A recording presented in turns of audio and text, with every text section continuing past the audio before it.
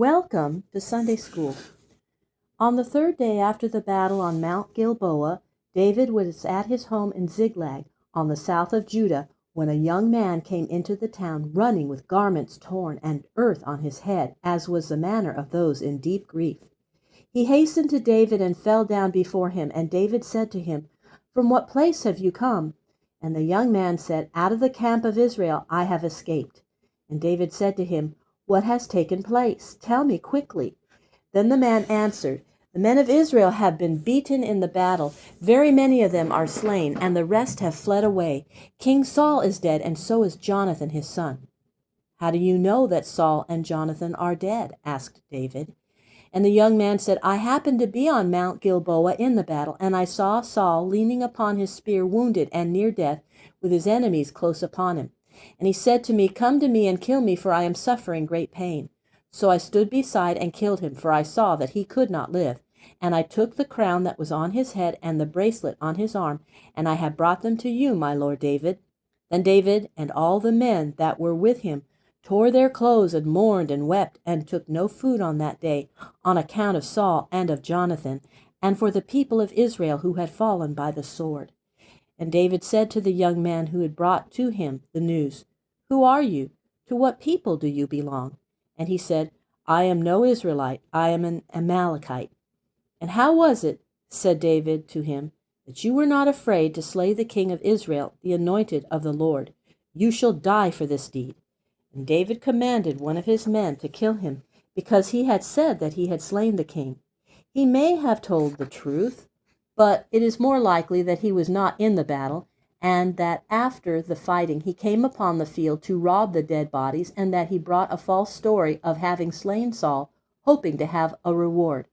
But as David would not slay the anointed king, even though he was an enemy, he would not reward, but would rather punish the stranger who claimed to have slain him. David wrote this song over the death of Saul and Jonathan. "Thy glory, O Israel, is slain upon thy high places. How are the mighty fallen! Tell it not in Gath, publish it not in the streets of Ascalon, lest the daughters of the Philistines rejoice, lest the daughters of the heathen triumph.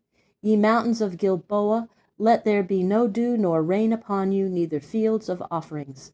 For there the shield of the mighty was cast away as a vile thing, the shield of Saul not anointed with oil. From the blood of the slain, from the fat of the mighty, the bow of Jonathan turned not back, and the sword of Saul returned not empty." Saul and Jonathan were lovely and pleasant in their lives, and in their death they were not divided. They were swifter than eagles, they were stronger than lions.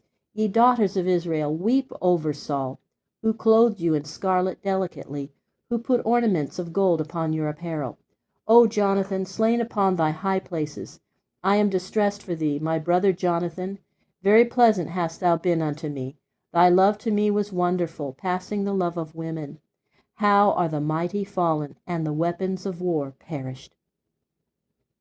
After this, at the command of the Lord, David and his men went up from Ziklag to Hebron in the middle of the tribeland of Judah. And the men of Judah met together at Hebron, and they made David king over their tribe. And David reigned in Hebron over the tribe of Judah for 7 years. But Saul's uncle Abner, who had been the chief over his house and over his army, was not willing to have the kingdom go out of the family of Saul. He made a son of Saul king over all the tribes in the north of the land. This king was called Ishbosheth, a name which means a worthless man. He was weak and helpless except for the strong will and power of Abner, who had made him king. For 6 years seemingly under Ishbosheth, but really under Abner, the form of a kingdom was kept up, while Ishbosheth was living at Mahanaim on the east of the Jordan. Thus for a time there were 2 kingdoms in Israel, that of the north under Ishbosheth, and that of the south under David. But all the time David's kingdom was growing stronger, and Ishbosheth's kingdom was growing weaker. After a time Abner was slain by one of David's men, and at once Ishbosheth's power dropped away. Then 2 men of his army killed him and cut off his head and brought it to David. They looked for a reward, since Ishbosheth had been king against David. But David said, "As the Lord lives, who has brought me out of trouble, I will give no reward to wicked men who have slain a good man in his own house and upon his own bed. "Take these 2 murderers away and kill them." So the 2 slayers of the weak king Ishbosheth were punished with death. David had not forgotten his promise to Saul to deal kindly with his children.